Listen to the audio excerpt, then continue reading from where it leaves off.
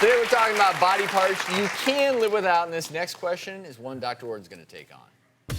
Hey doctors, I'm Solina, and this is my son, Gumsy Brendan, and he's 5. And we have a question. Because this guy often gets sore throats, and he says, oh, my throat hurts. And so we were wondering if he got his tonsils removed, would that take care of the problem? What do you think?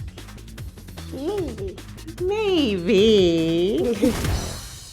Well, maybe is right, and the debate continues. I mean, this is a big question for moms and for kids, but there really is a set criteria to make that decision. When would be the right time to remove your tonsils? Now, if you're having 7 bouts of tonsillitis, true tonsillitis in 1 year, that's a hard indication. If you're having 5 bouts each year for 2 years, that's a hard indication.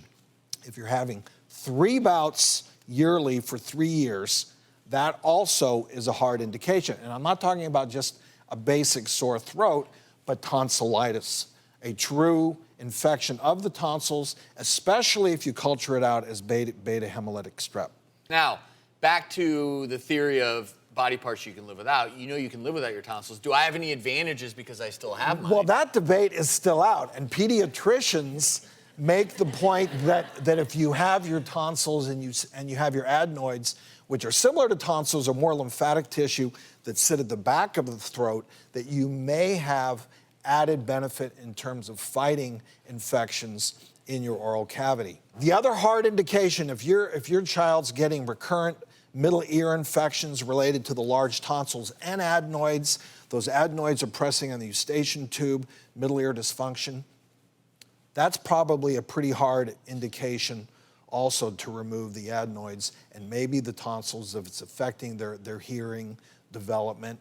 Other hard indications, if you have exudates in the tonsils that are causing chronic, really foul-smelling breath, if there's true obstruction, if your child is having trouble breathing, swallowing, that's a hard indication.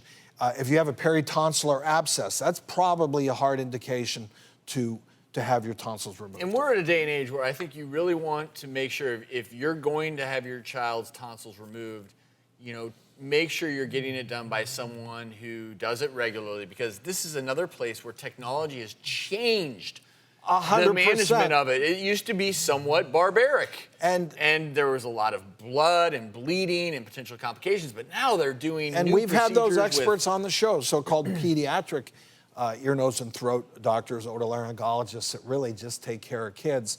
That's the kind of person you want to go to for this and discuss it in concert with your pediatrician to determine if it's the right. Right. One thing hasn't changed. Kids, after you get a tonsillectomy, you're still allowed to have ice cream. You get your ice cream. That's one beautiful and ice thing. cream is as good as ever today, so that's a reason.